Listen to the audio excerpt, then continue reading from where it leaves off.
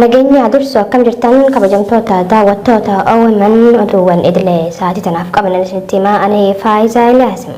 Jalqaba irratti manneen hidhaa naannoo Oromiyaatti argaman hedduu keessatti humnoonni tikaa mootummaa namoota mana hidhaatii baasuun rifeensa namtolchee qawwee fi uffata waraanaa itti uffisuudhaan maqaa isin shanedha jechuun mirga namoomaa hidhamtoota sarbaa jiraachuu Komishineen mirga namoomaa Itoophiyaa gabaasaa baaseen ibseeti jira. Usman Bayyuu waan qindeeffate qaba.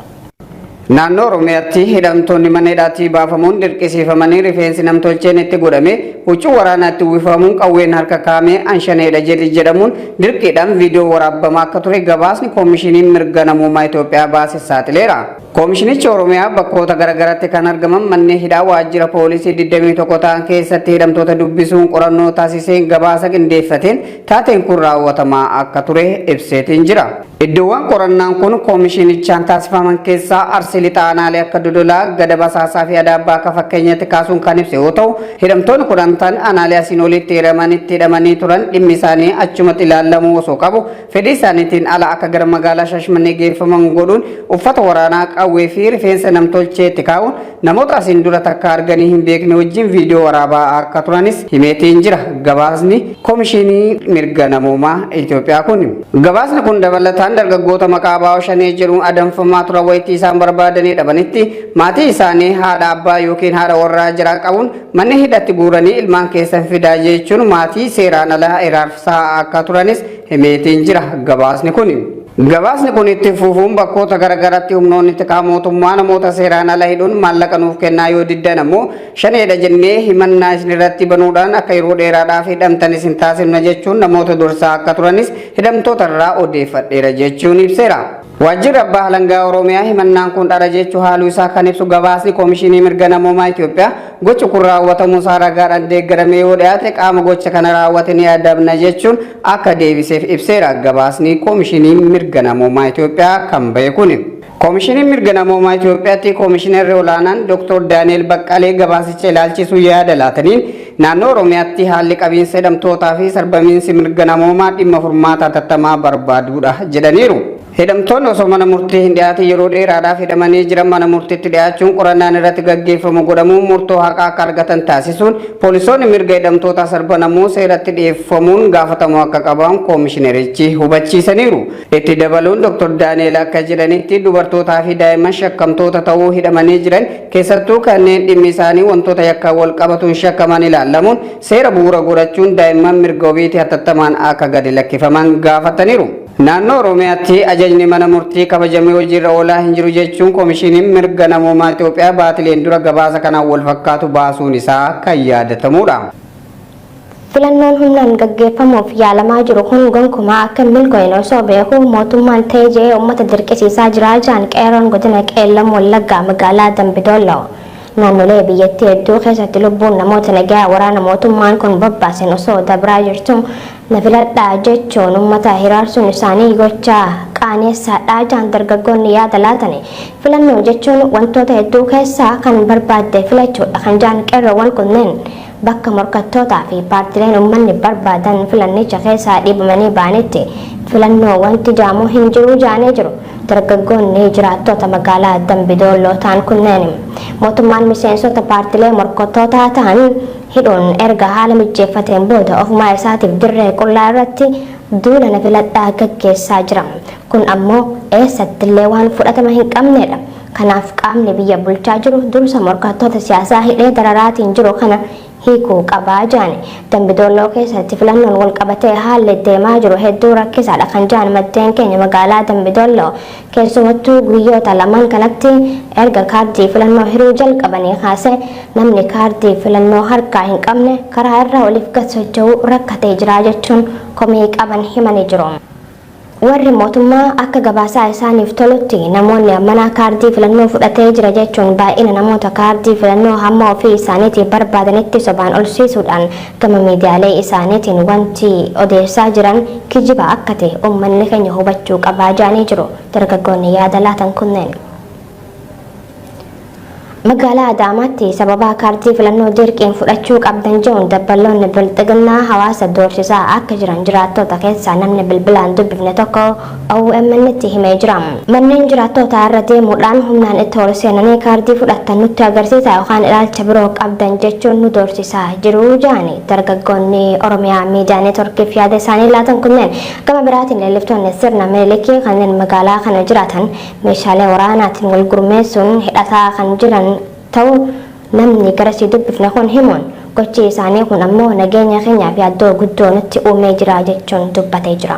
Gandarra deemu namni manatti hafee gabbaasaa jedhu baay'ee nama doorsisaa jiru. Kaardii filannoodha. Akka fedha qabus ka fedhiin qabne illee sodamarraa bahee fudhataa jira. Isaan kanumarra yoo amanuu dadhabaniiti mana manarra deemanii dirqisiisanii nu agarsiisa kaardii fudhatan nu agarsiisa hanga amanuu dadhaban jechuudha. Gochi wal fakkaataan Oromiyaa iddoowwan garagaraatti kaadiroota bilxiginnaatiin hawaasa irratti raawwatamaa akka jiru odeessaaleen maddeen keenya irraa dhaqqabaa jiran ni mirkaneessu. Gabaasni kan Usmaan baay'eetu ture. Oduu keenya birootiin dhalattoonni Oromoo biyya Saawud Arabiyaa magaalaa Jiddaa iddoo Mokoronaa jedhamuun beekamu jiraatan Oromoota Walloo kanneen weerara irratti banamen miidhamaniif deeggarsa maallaqaa birrii Itoophiyaa 300 taasisuun himamee jira. Usmaan baay'ee waan qindeeffate qaba.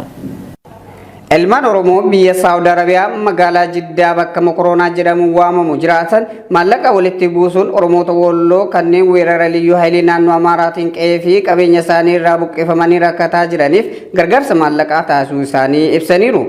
Warri gargaarsa kana taasise dhalattoota godina Arsii aanaa Dodolaa fi naannoo sanii kanneen baqattummaan biyya Saawud Arabiyaa jiraatan yoo ta'u gargaarsi taasisanis birrii Itoophiyaa 300 akka ta'es himaniitiin jiru. Horii walitti funaanname kanas godina Wallootti akkaawuntii dhimma kanaaf baname irratti erguun koree ijaaramee uummata kanaaf deeggarsa walitti qabaa jiru bira akka dhaqqabes ibsameera. Bakka bu'aa hawaasa gargaarsa kana taasise kan ta'an obbo Jamaal Haaji Leenjisoo akka ibsanitti gargaarsa eegallee kana fuulduraafis cimsinee itti fuufna jechuun himaniiru. Godina Arsii Lixaa irraa aanaa Dodolaa magaalaa Eddoo akkasuma jiraata magaalaa Jiddaa Jamaal Haaji Leenjisoo jedhama. Qeerroof qarree manguddoota sheekota naannoo hayyoota naannoo kana jiranii waliin naannoo Mokoronaa gargaarsa uummata Walloof qabiinni buqqiseef jecha olii gaddeemnee walirraa guurree qarshii 300 Walloof erginee jirra. Ammallee agartanii waan ta'een uummata keenya ka Walloo kana haga dhumaatitti uummata keenya ka agartee diinni burjaajessee buqqisee muka jala jiru kana kabeelaan agartanii raasadhumaa jiru kana bira dhaabatuuf qophiidha. Dhiyeenya kanas ilmaan Oromoo magaalaa Jiddaa fi naannoo san jiraatan gargaarsuma wal fakkaataa Oromoota Wallootiif taasisuu isaanii gabaasuun keenya ni yaadatama. Godina addaa saba Oromoo Wallootti bilxiginnaan Amaaraa kaardii filannoo fudhachuu qabdan jechuun hawaasa dirqaatii jiru. Guyyaa har'aa immoo kaardii filannoo fudhatanii PP deeggaruu qabdu jechuun aanaalee hunda keessatti magaalaa fi baadiyyaa keessa deemanii sagalee guddistuun labsaa jiraachuu OMN odeeffatee jira. Dabalata qabna. Kaaba Oromiyaa Wallootti bilxiginnaan naannoo Amaaraa aanaalee godinichaa hunda keessa bobba'uun hawaasni kaardii filannoo fudhachuu qabdan jechuun dirqisiisaa jiru. Guyyaa kaleessa kaadireen bilxiginnaa duulana filadhaa magaalota godinichaa hedduu keessatti tiishartiilee maxxansiisuun namoota karaa irraa walitti qabdee itti uffisuun hiriira duulana filadhaa gaggeessaa turuutu himame. Guyyaa irraa immoo kaardii filannoo fudhatanii PP filachuu qabdu jechuun aanaalee hunda keessatti magaalaa fi baadiyyaa keessa deemanii sagalee guddiftuun labsaa jiraachuu Oromiyaa miidiyaa neetwork odeeffatee jira. Uummanni Oromoo Walloo bilxiginnaa Amaaraatiin waraanni itti labsame namni 300tti siqodee kanneen 350 ol ta'an ammoo madaa'uun 100 ol ammoo qe'ee isaanirraa buqqaanii osoo jiranii kaardii filannoo fudhannee hamilee ittiin paartii kana filannoo hin qabnu jedhan. Paartii uummata nagaa qe'ee isaa irratti ajjeesee qaama odeessee qe'eef qabeenya isaa irraa buqqaasuun qabeenya miliyoonota hedduutti lakkaa'amu saame kana filachuu jechuun madaa keenya irratti ashaboo firfirsuudha jechuun hawaasni kaardii filannoo fudhachuu didaa jiran jechuun maddeen keenya himanii jiru. Ala jira uummata san deebisanii dhaabuutu dursa malee waa'ee filannoo kana haasa'uun waan fokkisaadha. Bilxiginnaan uummata keessaarraa buqqisee nama nagaa ajjeesee battaan fudhaa jedhu kun waan nama ajaa'ibu akkana waan madaa irratti barbarree naquutti paartii uummata Oromoo bakka bu'u hidhanii filannoo keessaa baasuun abbaa ofii feetan filadhaa jechuun mataan isaatu moo'amuudha kan jedhan namoonni yaadanuuf laatan filannoon dhugaa waan hin jirreef filannoon kun nu ilaallatu jechuun hawaasni godina Walloo sagalee tokkoon filannoo didaa akka jiranis odeeffannoon maddeen garasii irraa arganne kan mirkaneessuudha.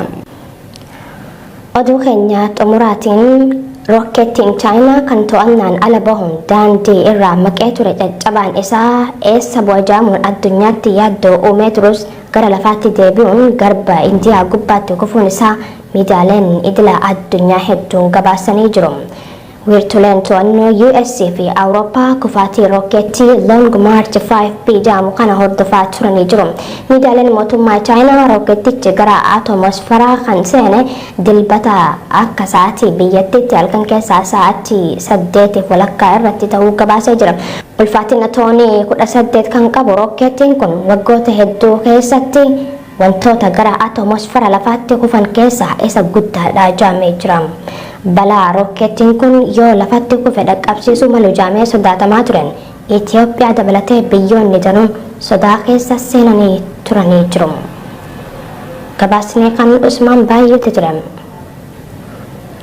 Hayyangaa daawwattoota OMN oduuwwan idileen sa'aatii tanaaf qabanne isaan gammaatti daawwattanidha. Oduu tan isinitti himuun isin faana turtanii Faayizaa Ilaati gama ogummaa teeknikaa fi gulaallee suur sagaleetiin Bayaan Abdul Jaliiltu nu faana ture.